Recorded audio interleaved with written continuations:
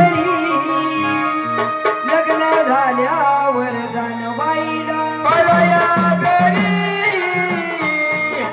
झाल्यावर जानताईला नवऱ्याच्या घरी लग्न झाल्यावर जानबाईला परया घरी चिमणी माझ्या मायरी रातील कुठं गवरी चिमणी माझ्या मायरी रातील कुठं गवरी लग्न झाल्यावर जानबाईला परया घरी लग्न झाल्यावर जानबाईला नवऱ्याच्या घरी लग्न झाल्यावर जानबाईला परया घरी ऐकलं चिमणी म्हणजे आई आवडीनं मुलीला चिमणी म्हणून अशी हाक मारती बाई चिमणे पाहुणे आले चहा ठेव बाई चिमणे स्वयंपाक कर म्हणून आई आवडीनं मुलीला चिमणी म्हणून अशी हाक मारती म्हणून करताना काय सांगितलं काय रातील कुठं गवरी चिमणी माझ्या मायरी लग्न झाल्यावर जानबाईला परया घरी लग्न झाल्यावर जानताईला नवऱ्याच्या घरी 9 महिने पोटात वाढविले तुला ग तुला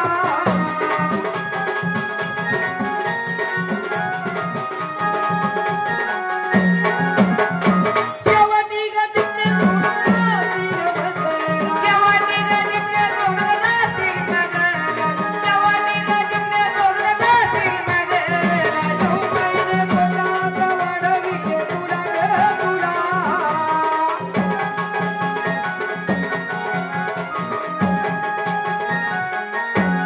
शेवटी ग चिमणे सोडून जातील बदला.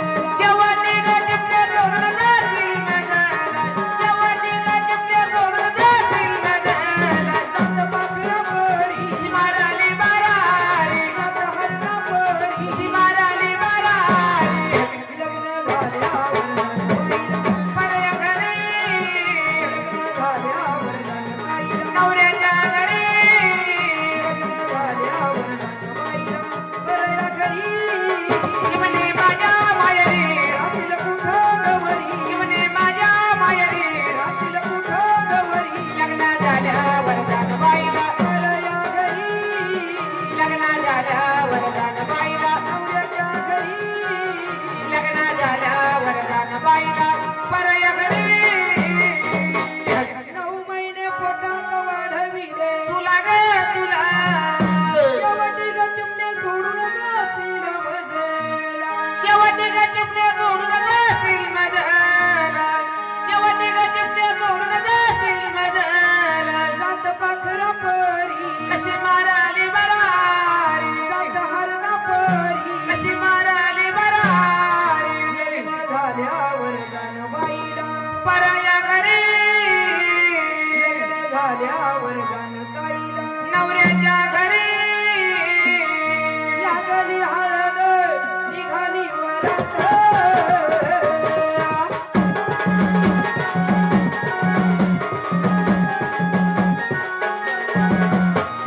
कवळ्या मनातली आई रडती घरात कवळ्या मनाची आई रडती घरात कवळ्या मनाची आई रडती घरात बघा इकडं त्या नवऱ्या मुलीच्या अंगाला हळद लागती आणि आईच्या मुलीसाठी रडती तळ हाताचा पाळणा केला नेत्राचे दिवे केले माझ्या चिमणीसाठी मी राब राबले आज माझ्या मुलीच्या अंगाला हळद लागती माझी चिमणी मला सोडून जाणार म्हणून आई त्या मुलीसाठी रडती पण बघा आई रडत असताना अचानक मुलीचा बाप आईवरून येतो आणि त्या बापाची नजर त्या आईवर पडते बाप म्हणतो अगं वरडी मंडळी जमलेली आहे लग्नाचा सुखसोहळा चालू आहे आणि तू घरामध्ये बसून रडते रडू नको ग थाटामाटाने त्या मुलीचं लग्न होतं तिच्या घरी जाण्याची तयारी होती दरवाजात मंडप तसाच राहतो बाप घरामध्ये जातो आणि भीतीला टकरा देऊन देऊन त्या मुलीसाठी रडतो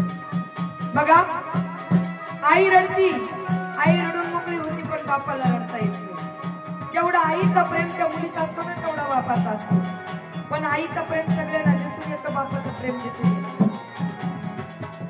बघा गरीब जरी बाप असला ना लोकांच्या साला महिने राहील पण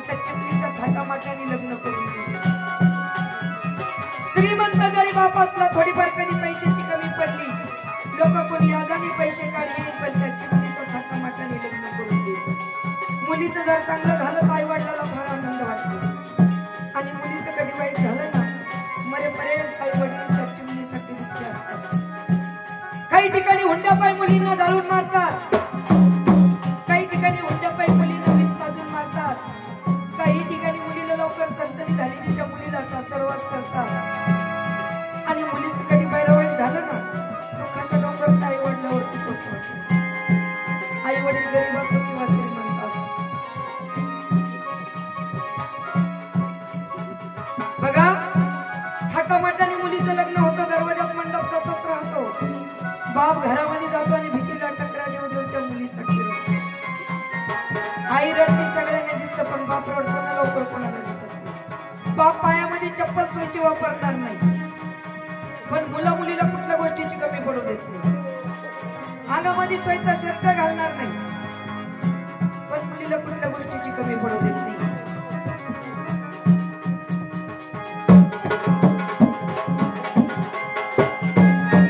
थाटामाटाने लग्न होतं, दरवाजात मंडप तसाच राहतो, बाप घरामध्ये जातो आणि भीतीला टकरा देऊ देऊ त्या मुलीसाठी रडतो. माझ्या मुलीला कधी सांगितलं बाई अगं मला तालुक्याच्या गावाला जायचं, माझे कपडे धुवून माझी मुलगी पटकन ऐकायची. माझ्या मुलीला कधी सांगितलं बाई अगं मला शेतात जायचं, लवकर स्वयंपाक कर, माझी मुलगी पटकन ऐकायची. आता कोणाला सांगू माझ्या मुलीवरून माझी सत्ता कमी पडली म्हणून बाप भीतीला टकरा देऊ देऊ त्या मुलीसाठी रडतो.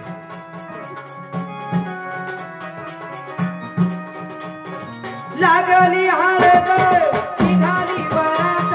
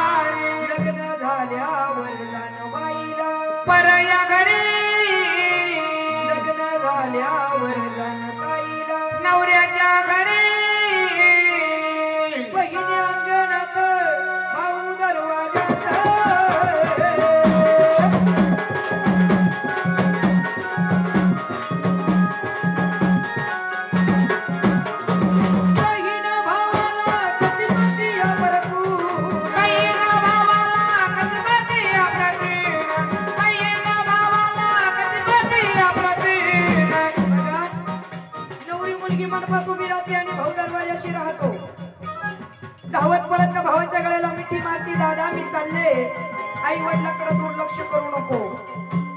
आज 90% मुली आई वडिलांना जीव लावतात.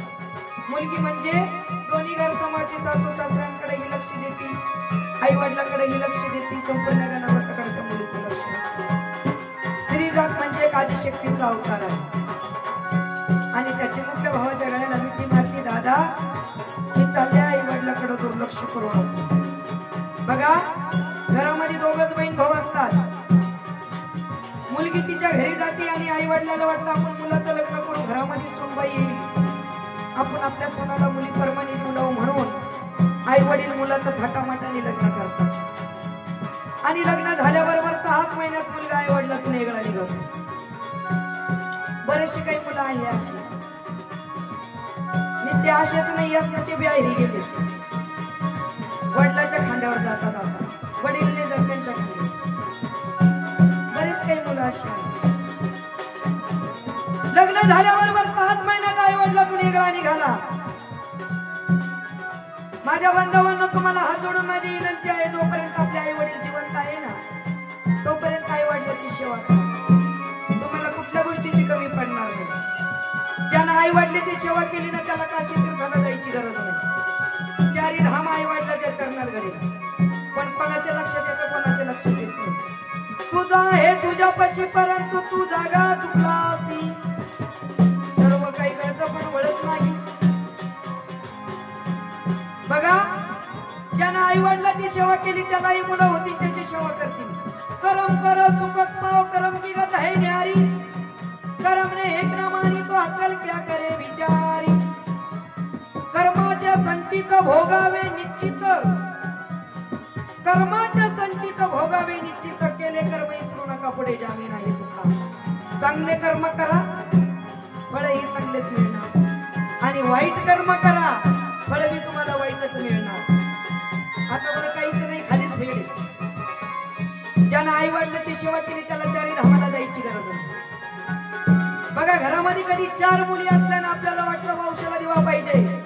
पण माझ्या आई बहिणीनं वंशाला दिवा कसा पाहिजे? शिवाजी राजासारखा पाहिजे. वंशाला दिवा वीर अर्जुनासारखा पाहिजे. वंशाला दिवा रामप्रभू सारखा पाहिजे. माझ्या बांधवांनो तुम्हाला राग नका येऊन देऊ. 5 बोट आपल्यासारखे नसतात. काही मुलं बरेच काही व्यसनाच्या आईने गेलेले.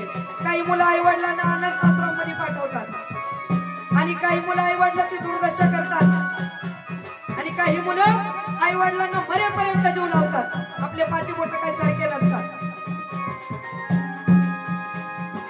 मुलगा कसा पाहिजे? शिवाजी राजासारखा. सुंदर सुंदर स्त्रिया राज दरबारामध्ये जात होत्या पण राजा काय समजत होते? शिवाजी राजे आई बहीण समजत होते. मुलगा रामप्रभू सारखा पाहिजे. सावंतरायनं सांगितलं 14 वर्ष वनवासाला रामाला पाठवा आणि माझ्या भक्ताला गादीवरती बसवा. रामप्रभू 14 वर्ष वनवासाला गेले. कोणामुळे गेले? त्या आईमुळे. सावंतराई आता सख्या आईनं जरी सांगितलं ना 14 वर्ष वनवासाला जाय पोरग फाशी देईल आईला. मुलगा वीर अर्जुनासारखा पाहिजे. दिल्ली हस्तिनापूरला तुळजाभवानी गेले आणि सांगितलं अर्जुना मला गेंदन फुल पाहिजे. तोपर्यंत मी अन्नाचा कणही घेणार नाही. 9 दिवस तुळजाभवानीने उपवास धरले. आपण फराळाचं करतो मावशी.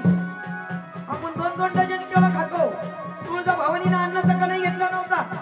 पाणी देखील पिल्या नव्हत्या. वीर अर्जुन पाताळ नगरीमध्ये गेले. शेषाच्या मस्तकावरती गेंदन फुल होतं मावशी. 10व्या दिवशी अर्जुन वर आले. अर्जुन काही साधे सुधे नव्हते.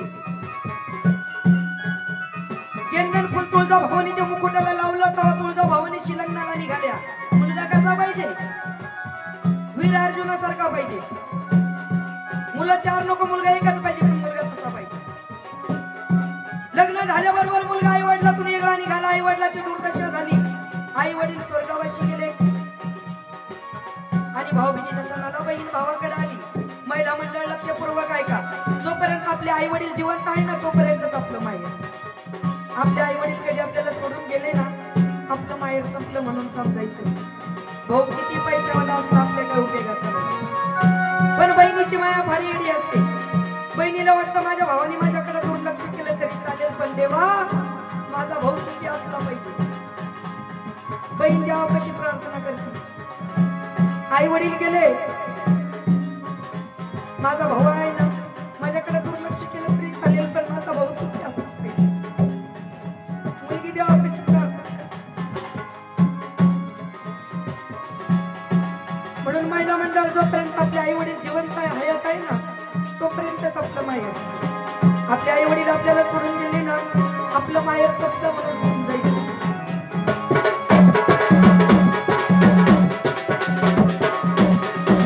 भाऊबीजेच्या सणाला आली. भावाचं बायको पुढे काही चालत नव्हतं. अजून बरेच काही भाऊ असे आहे बरं का.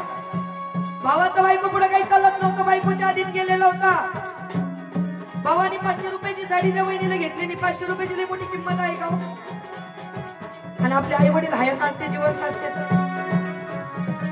आपले आई वडील जर जिवंत असते ताई आपल्यावर ही वेळ आली असती का? 500 रुपयाची लई मोठी किंमत आहे का? भाऊबीजीच्या सणाला आली, भाऊजाईने पाण्यालाही विचारलं नाही, आली तशीच तिच्या घरी निघून गेली. 4 आया बाईने विचारलं, बाई तू माहेराला गेली होती, काय घेतलं तुझ्या भावाने? बहीण मोठ्या भूषणाला सांगती, माझ्या भावाने मला 2000ची साडी घेतली. भाऊजाईने पाण्यालाही विचारलं नाही, तरी सुद्धा काय सांगते, माझ्या भाऊजाईने वर्ण केला होता. म्हणून जोपर्यंत आपले माता पिता जिवंत आहे ना तोपर्यंत आपलं माहिती. आपले आई वडील आपल्याला सोडून गेले ना तर माहिती सोडते.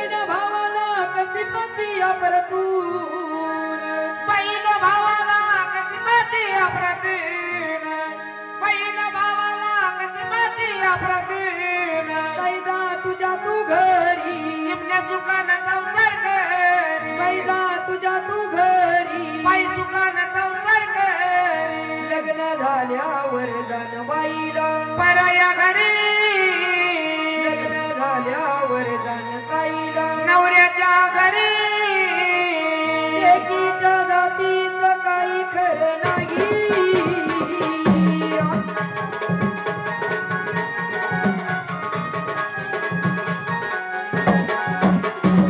ऐकून घे ग माझ्या लेकीवाल्या आई, ऐकून घे ग माझ्या लेकीवाले आई, ऐकून घे ग माझ्या मुलीवाले आई. एकीच्या जातीचं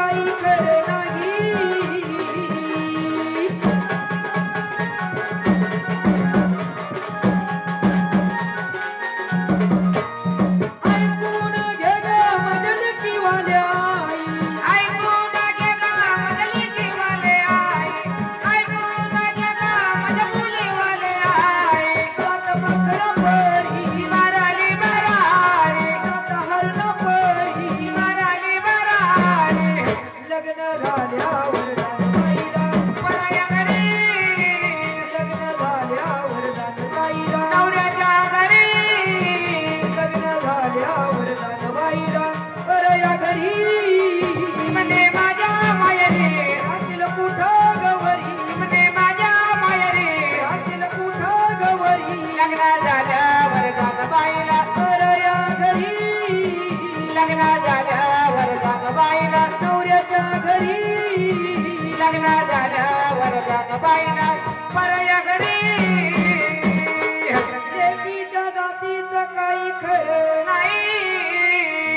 ऐकून घे ग माझ्या लेकीवाल्या आई, ऐकून घे ग माझ्या लेकीवाले आई, ऐकून घे ग माझ्या मुलीवाले आई. जात पाखरा परी, कशी माराली बरारी, जात हरण परी, कशी माराली बरारी, लग्न झाल्यावर जानबाईला, पराया घरी, लग्न झाल्यावर जानताईला, नवऱ्याच्या घरी, तवर लहान तवर मायर.